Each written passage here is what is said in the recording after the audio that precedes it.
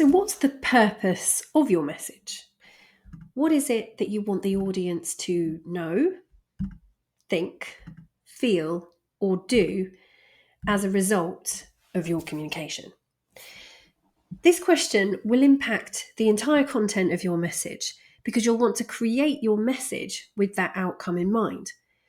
And if anyone ever asks you to give a presentation on a subject, but they can't tell you what the outcome is or what the purpose of it is, then don't do it. If there's no point to it and you don't know what that point is, then don't waste anybody's time, especially your own. So what's your call to action?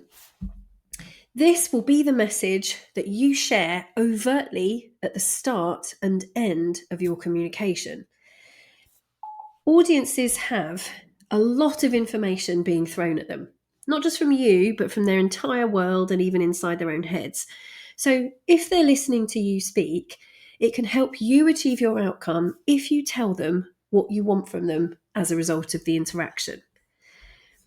This way, the entire content of your message can then be filtered through that call to action and actually help the audience decide whether they have both the desire and enough information to follow it.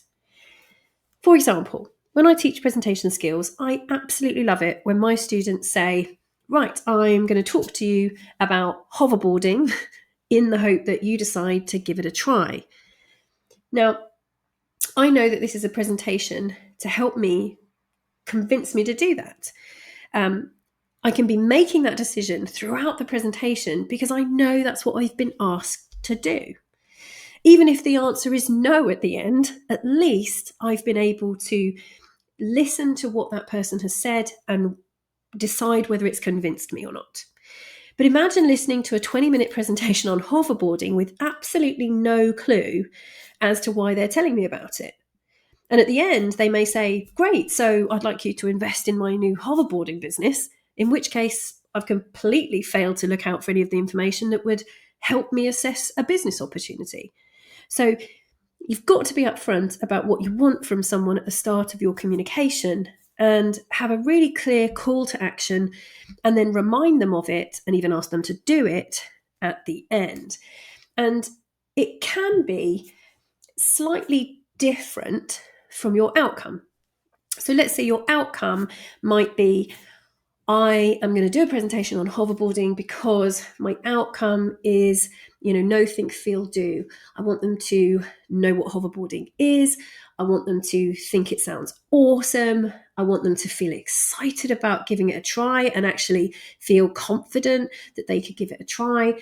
And maybe at the end, maybe sign up to my hoverboarding free lesson.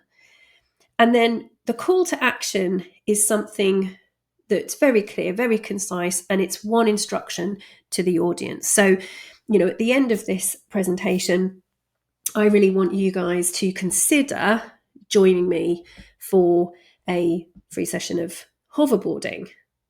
Okay. You don't have to tell them what you want them to think, know, think, feel, do. You can if you want to, but ultimately the call to action is just what I want you to consider while I'm talking. Now, it's also absolutely fine to have a personal agenda. So what's your personal outcome for your communication or for your message? So let's say you've been asked to give a speech to 500 colleagues at a conference. It is perfectly fine, along with your outcome for the presentation, along with your call to action to the audience. It's absolutely fine if your personal outcome is to have them tell you it was amazing, to have praise, to have, a standing ovation, to feel like you did really well on a particular aspect of your presenting that you're working on. It's okay if your outcome is, to be offered civil promotions or to headline at the company regatta. Whatever your personal outcome is absolutely fine. And you don't have to tell anybody what that is. But it will also help you to get excited about the communication, get invested in it, to put more energy into it, to shape it the way that is more likely to be able to benefit you in any particular way that you like.